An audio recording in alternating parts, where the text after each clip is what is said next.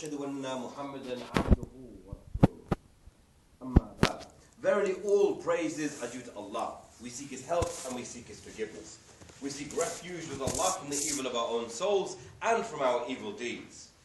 Whomsoever Allah guides can never be led astray, and whomsoever Allah allows to stray can never be guided.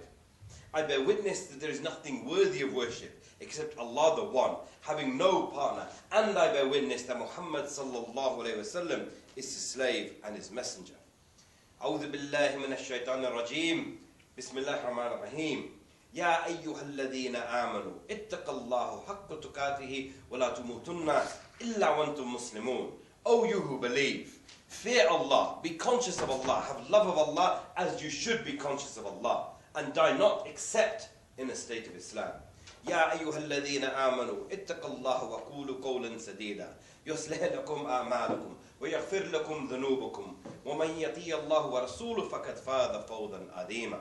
O you who believe, be conscious of Allah and speak a straightforward word. He will forgive your sins and repay your deeds. And whoever takes Allah and His Messenger as a guide has already achieved the mightiest achievement. My dear brothers and sisters in Islam, I wanted to talk today about self-defense. It's a very important concept. We all need to know how to defend ourselves. So let's pause for a moment. And if you went to a conventional self-defense class, what would they teach you? If you went to a self-defense class, the first thing they would tell you is, if you were attacked in this way, you need to defend yourself in this way. If you're attacked with a knife, you need to defend yourself this way from a knife. If you're attacked from behind in a chokehold, you need to get out in the following way. Whether you take Lauga, Wing Chun, Jiu-Jitsu, whatever style of self-defense you go for, every style of self-defense will explain to you how to defend yourself, your precious self, against an attack or an attacker. Why? Why do people go to self-defense classes? Because people recognize that, number one, you are precious. Something precious needs to be defended. Something precious needs to be protected. Therefore, you as an individual, as a human being, your physical body needs to be protected against the attacker who wishes you harm. That's why self-defense is popular. That's why people go to self-defense classes. But the self-defense I want to talk about today is not Wing Chun, Lauga, Jiu-Jitsu, MMA, boxing, any of those things. I'm going to tell you about a much more important self-defense. We just mentioned that the importance of self-defense is because you are precious, right? Therefore, what is more precious to us as a human being than our iman and our ibadah to Allah? Our worship of Allah and our iman, nothing should be more precious. So if we spend money and time and effort on going to classes to learn how to physically defend ourselves, what time and effort do we learn on defending spiritually ourselves? Secondly, I mentioned that it's to defend against an attack. If you are attacked with a knife, what do you do? If you're attacked with a gun, what do you do? If you're attacked with a fist, what do you do? We have an open enemy. We know the enemy who's going to attack us. In self-defense, when you're walking the street, you don't know who it's going to be. Everybody assume it's going to be the guy with the big beard, or the guy with the hoodie, or the young guy. That's an assumption. We know when it comes to our iman, when it comes to our ibadah, we know who's going to attack us. Shaytan. Shaytan is going to attack us, not might attack us. He is going to attack us. Therefore, we need to know how to defend our ibadah, defend our iman against Shaytan. So today, inshallah, will be a series of moves. Not Wing Chun as I mentioned, a series of moves to defend ourselves against the attack of Shaytan on our iman and on our ibadah. Number one of the attacks that Shaytan will come with is he will obstruct us from doing acts of obedience. Shaitan will come, he can't physically obstruct us, he comes with suggestions. Remember this in all of this. All of these discussions about Shaitan. Shaitan cannot make you do anything. On the day of judgment, people will stand before Allah and say, He told me to do it. He made me not pray. He made me not fast. He made me forget Allah. Shaitan will turn around and say, I didn't make you do anything. All I did was suggest. Shaitan only has the power of waswas, to whisper to you and then retreat. For us that need to defend almost against ourselves from the waswas. How does he do it? He says, for example, you don't need to do acts of obedience. This is the modern world. You don't need to pray. Praying's futile. If you needed to pray, everybody else around you would be praying. Look around, most people aren't praying. Don't bother with it. So he obstructs us from doing acts of obedience. Prayer is one example. You can and I'll use prayer throughout as an example because it's fundamental. But it can refer to any act of obedience to Allah. How do we repel this attack? When he attacks us and says, you don't need to do it. Sometimes he might even go further and say, you don't need to do it. What kind of Lord is he that he requires from you prayer? Is he so shallow that he requires you to give him prayers?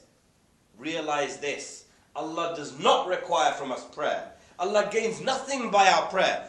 It is we who gains from our obedience. So when Shaytan comes and says, you don't need to perform ibadah, the immediate repulsion, the defense against that attack is, I need the ibadah. Allah doesn't need my prayer. Allah doesn't need my fasting. Allah doesn't need my sadaqah. Allah doesn't need anything from me. He is self-sufficient. I am in need of worship. I need to worship for my sake. So not praying, not fasting, not giving sadaqah, not obeying Allah, not fulfilling the sunnah. All of this, the only person that will lose is me. So the first attack is obstructing your ibadah, and the first defense is to recognize no one benefits from your ibadah except you. So the simple answer is, do I want benefit or do I not? The second attack, the shaitan comes, which is akin to leaving the ibadah altogether, is procrastination. In English we say procrastination is the thief of time. Delaying things over and over. This is the classic attack of shaitan. You need to defend against delay. Shaitan comes and he says, do it later. You're busy right now. I know the time of prayer is going, but you're really, really busy. You've got this submission to do, that email to do, you've got to go and make a coffee, you're a bit hungry, do your prayer later. Or don't do it later, do it when you get home. Don't worry, you can do them all together when you get home. Because there's a modern fiqh that says you can do 5 prayers in one go. There isn't, by the way, but that's what Shaitan says. So, he makes us delay and procrastinate. How do we defend against this procrastination? First, going back to the first one, ibadah is for us. So our prayer benefits us. Secondly, everything Allah has decreed and appointed has a fixed time. Once that time is gone, you can't bring it back. Time, we all think, is something that we have an abundance of. We do not. So when something becomes obligatory on you, only do it when it becomes obligatory. Let me give you an example. Dhuhr prayer begins at 1 o'clock, say, for example, and it ends at 5 o'clock, for example. So between 1 o'clock and 5 o'clock, that is when Dhuhr prayer becomes compulsory. If you say, you know what, I'm too busy, or Shaitan says, you're too busy, go and do it later, it's gone. You will never be able to recover that time. You can say, I'll do qadha. A lot of people say, I do my qadha when I get home. What is qadha? Qadha will never replace the reward of the prayer that you just missed. Never. All it might do, and I say might do, is expiate the sin of missing that prayer. And I said sin, because missing a prayer, brothers and sisters, is sinful. So when you miss that prayer, you've sinned. All you might do by praying qadha is get Allah's forgiveness and expiate the sin of missing that prayer. This is a common thing, procrastinating. And it's not just procrastinating within the day. Within the day, people procrastinate and they say, oh, I'll do it later, I'll do it later. Oops, it's gone. It's not just within the day. People procrastinate their whole lives. There are people who say, you know what, I'm really busy right now. I got a business, I got a job, I got family. I'll start practicing when I'm 40, when I'm 50, when I'm 60. I'll go on Hajj when I'm older and I'll get forgiven and then I'll start practicing. Which one of us can guarantee we will leave this room alive? No one. What's to say when you decide, I'm going to start practicing, that you're going to have the chance? Shaitan will always come. The moment you make a niyyah, an intention to do something good, he'll tell you to delay. Every time, he'll tell you to delay. The defense against it is this. You know you need the ibadah. You know that everything has an appointed time. And you know, if you procrastinate, you might not do it. So the moment you have the intention, you know what, I'm going to get up and I'm going to pray tahajjud. But I'll start it in 3 weeks' time. Say, no, I'm not going to start in 3 weeks' time. I'm going to start now. I'm going to start doing dhikr when I'm on the train instead of reading the sun. You say, okay, I'll do it next week because I want to get tomorrow's copy. No, you start it now. So everything we have, defend yourself against shaitan. We're not even recognizing his attack, let alone the ability to defend. Defend yourself against Shaytan. Procrastination. We say procrastination is the thief of time. Well, I would say procrastination is the tool of the devil. Absolutely the tool of the devil. And this has been from Adam alayhi salam till now. He will always use procrastination for us. And we started inventing excuses. The best one that I hear all the time is this one about, I can't pray and work, I don't have time, so I do them all when I get home. He makes you think that doing them all when you get home is okay. And how many people, if you know anyone that ever does that, ask them this. Do you really do all 5 when you get home? Really? Half the time they won't even bother doing that. Again, a trick of Shaytan. The third trick, attack of Shaytan, we need to defend against is when it comes to acts of obedience. Firstly, he tries to stop you doing it. If you can't do that, he'll try to get you to procrastinate and delay it. The third thing he'll do is make you rush it. So even if brothers or sisters come and they go, and we're using the example of salah as the analogy throughout. If they come for salah, they come and there's like, there's only 8 seconds before my next meeting, and they're quickly praying like this, and it looks like some sort of mad kind of like rave dancing thing going on, or in some cases bhangra, whatever it might be. People are just doing it. He makes you rush your obedience. Why? Because he makes you think there is something more important to get to. Ask yourself, what is more important in your salah? And how much blessing will be in the thing that you rush to, which you rushed your salah for?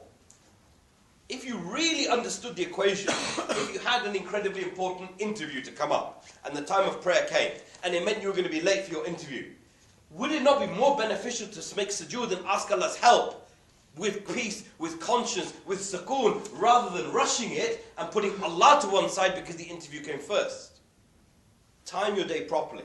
Therefore, you don't need to rush your ibadah. But even if you find yourself in that gap where something looks like it needs to be rushed, surely the defense is to say, no, actually my ibadah to Allah, my sujood has more importance, and Allah will bless me in whatever I'm rushing to because I'm putting more time on the floor, with my head on the floor to Him, than I am rushing to do whatever it is that I need to do. So rushing acts of ibadah has become so common. And rushing acts of ibadah, again, likens the ones before. Either delaying them or not doing them at all. Because after rushing and rushing and rushing, people start thinking there's no benefit in it.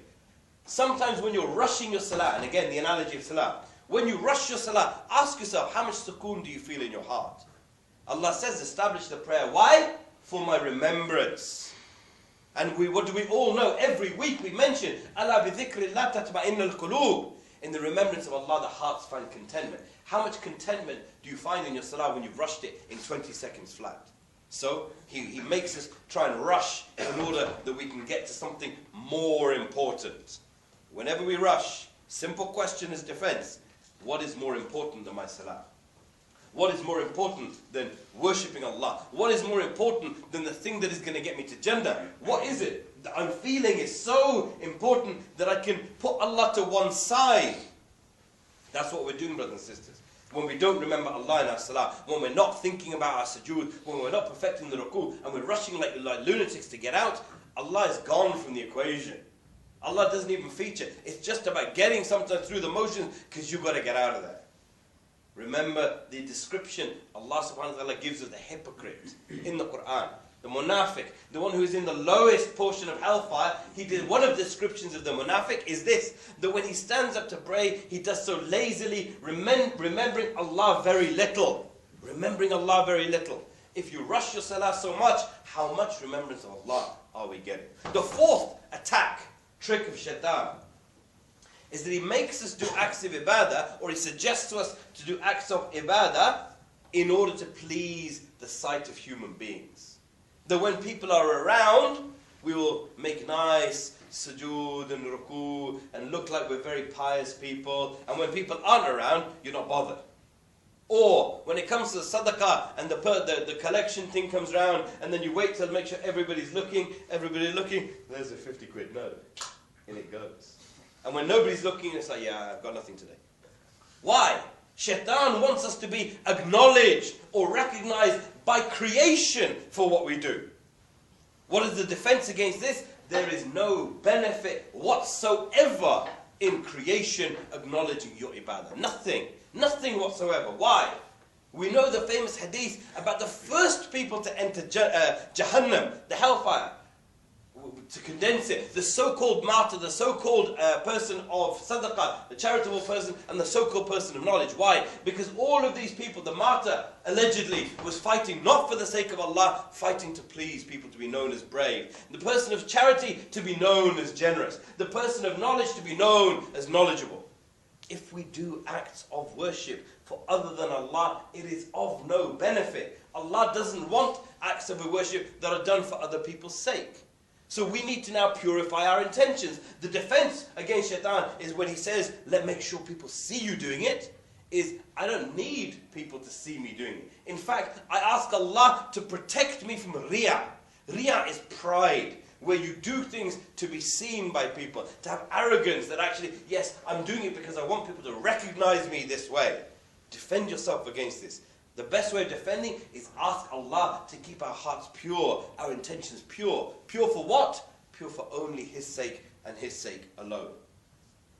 Another of the attacks of Shaitan is that he tries to kid you that you're already so pious. Who could be better than you? There's nothing to worry about.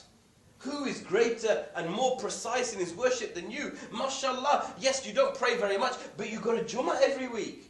You must be very pious. Don't worry about the other stuff. Look, all those other brothers and sisters, they don't even go to Jummah. You're okay. And you think, oh yeah, you know what? I go to Jummah. You know, okay, I don't pray any other prayers and I drink a bit and I take drugs and I go to prostitutes, but I go to Jummah, therefore I'm going to be okay. Everything's fine and dandy. So let's all carry on. This is the attack of Shaitan, making you think that your ibadah is relative to other people. It matters not what anybody else is doing. Allah is not going to judge you on a sliding scale. X number of percentage you pray, Allah looks at every individual's heart. And you need to ask yourself this. Is the extent and capacity of your worship, for example, just attending Jummah? If that is the extent and your ability doesn't allow any more than that, maybe Allah will be merciful. But I challenge any human being to say their capacity is only that. Every one of us knows deep in our hearts that we can do more. Every one of us. And what we should be doing is looking to the people who are better than us in worship, not people that are lower than us in worship. Rasulullah gave an example. He said, in matters of the dunya, look to those below you. And in matters of the akhirah, look to those above you. What does this mean? It means when it comes to matters of the dunya, and if you're rich or you've got comfort, look to those who are less fortunate than you. And you don't have to look far. Switch on your TV and you'll see brothers and sisters dying of starvation. Look to them and thank Allah for what He gave us, instead of being ungrateful and wanting more. And in matters of the akhirah, instead of saying, I prayed once Eid prayer, therefore I'm okay, look to those who are praying 5 times, those who are praying tahajjud, those who are doing all the things that they can do, and say, I want to be like them. We've done it the other way around. We look in matters of the dunya to those above us. I've got 4 Mercedes and 2 houses. My next door neighbour's got 8 Mercedes and 3 houses. I need to get that. In matters of ibadah, I go to Jummah, I'm okay. So I look to the people who are below me, because he doesn't even pray, so I'm better than him. We flipped it on its head. This is the attack of Shaitan. Inshallah, we will continue with more defense mechanisms against Shaitan in the second khutbah. أقول قولي هذا واستغفر الله العظيم لي ولكم فاستغفروا إنه هو الغفور الرحيم.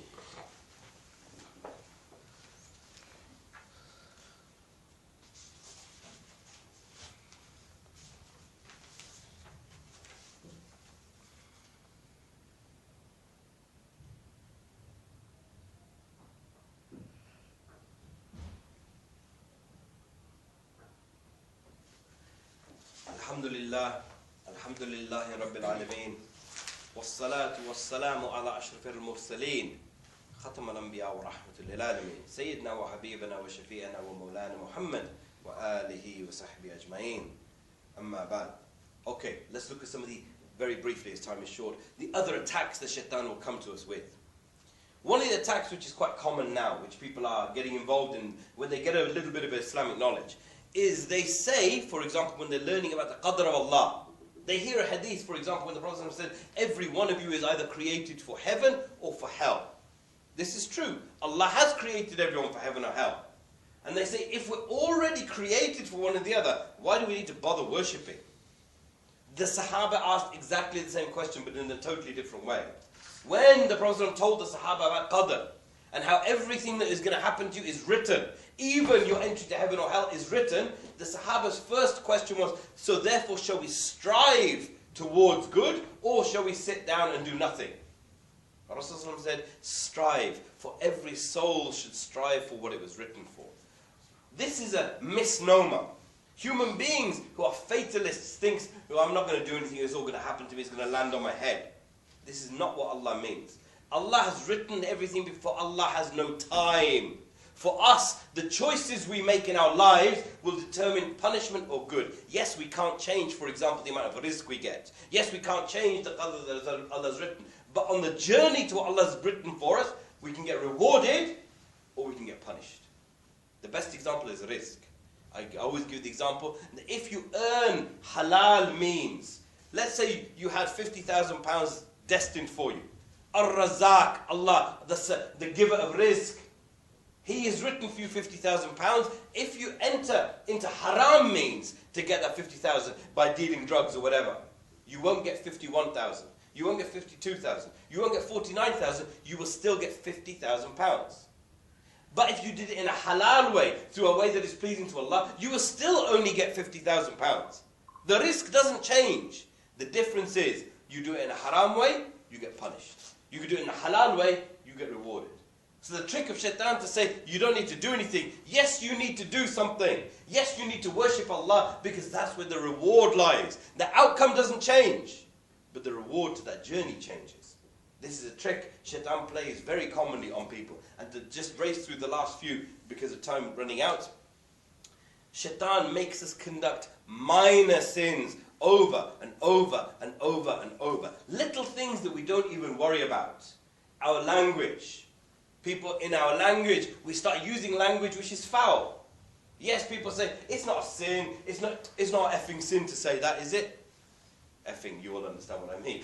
The more you use it, yes, you may argue it's a small sin, using it 50, 60, 100 times every day. Imagine each of those sins accumulating and accumulating and accumulating. So Shaitan says, these little sins you don't need to worry about. They're not from the kabair. It's not like taking interest. It's not like leaving the prayer. It's not like murder. It's not like zina. Don't worry about it. These are little things. But as you're not worrying about those little things, suddenly we might turn up on Yawm al-Qiyamah and find a mountain of little things. Rasulullah warned us that it's the analogy of a man bringing small twigs. Over and over, small twigs, tiny little twigs. But once those tiny twigs become a mountain, it's like a magnificent bonfire that will be lit. He said, alayhi salatu wasalam, that if any of you were to be taken to account for your minor sins, everyone would perish. Everyone would perish. Hadith of the Prophet. So what do? We have to recognize that we make these minor sins. Once we make them and recognize them, we make tawbah. How many times have we gone through the concept of tawbah? We make tawbah for those things that we don't even know about, but we make tawbah. So that the defense against this attack of Shaitan is constantly being engaged in istighfar, constantly being engaged in tawbah for those things that we know about, and importantly those that we don't know about. The final two tricks. One of the best tricks of the Shaitan is to keep us in bad company.